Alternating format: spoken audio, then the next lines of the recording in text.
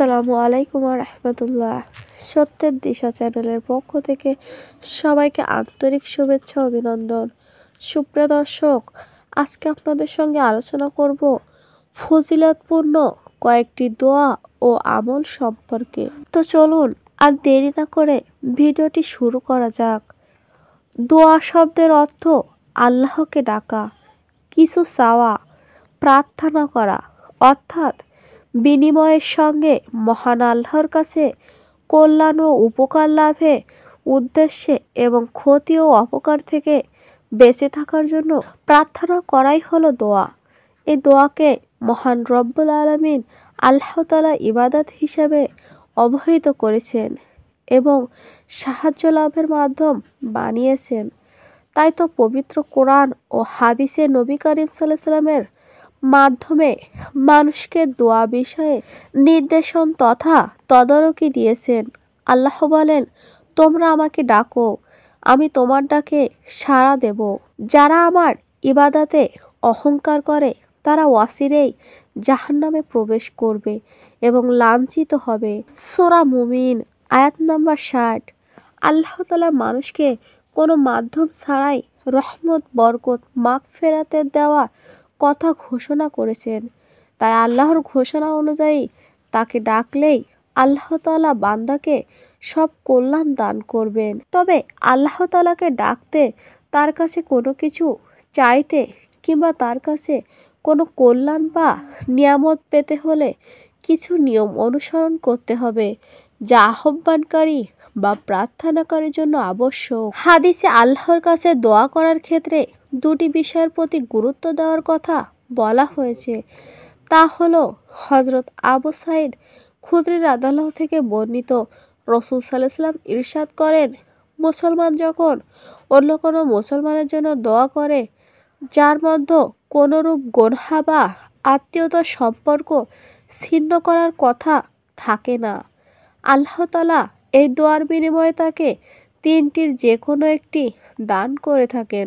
তার দোয়া দ্রুত কবুল করে থাকেন, তার প্রতিদিনে আখিরাতে দেওয়ার জন্য রেখে দেন কিংবা তার থেকে অনুরূপ আরও একটি কষ্ট দূর করে দেন।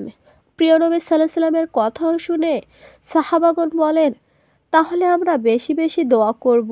রাসূল সাল্লাল্লাহু আলাইহি ওয়াসাল্লাম বলেন, আল্লাহ আরও বেশি দোয়া কবুলকারীকে মুসনাদে আহমদ, মিসকাত এ হাদিসে বর্ণনা উল্লেখিত শর্তসমূহের সঙ্গে অন্য হাদিসের বর্ণনা তিনটি শর্ত রয়েছে, যা শুধু দোয়া কবুল নয় বরং সব ইবাদত কবুলের পূর্ব শর্ত করা হয়েছে। তা হলো দোয়াকারীর খাদ্য, পানীয় ও পোশাক পবিত্র হতে হবে, অর্থাৎ হারাম অর্থ ব্যয় না হওয়া, দোয়া কবুল হওয়ার জন্য ব্যস্ত না হওয়া, দোয়ার সময় উদাসীন বা বেখেয়াল না হওয়া এবং দোয়া কবুলের ব্যাপারে দৃঢ় আশাবাদী হওয়া। মুসনাদে আহমদ, মুসলিম, মিসকাত ও তিরমিজি।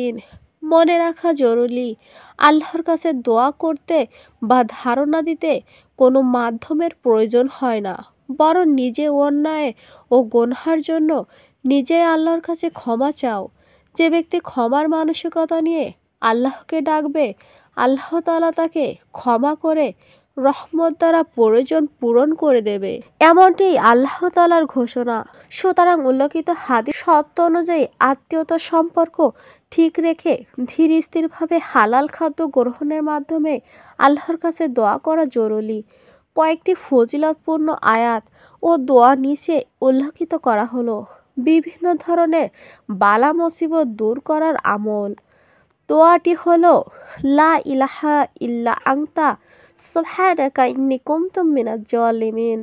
লা ইলাহা ইল্লা আনতা সুবহানাকা ইন্নী কুনতু মিনাজ জালিমিন, অর্থাৎ আপনি ব্যতীত আর কোনো উপাস্যরা নেই, আমি আপনার পবিত্রতা ঘোষণা করছি, অবশ্যই আমি পাপী। সূরা আল আম্বিয়া আয়াত নাম্বার 87। ফজিলত, এই আয়াতে আল্লাহ তাআলা ইরশাদ করেছেন, আমি নবী ইউনূসের প্রার্থনা মঞ্জুর করছি, তাকে দুঃখ থেকে মুক্তি দিয়েছি।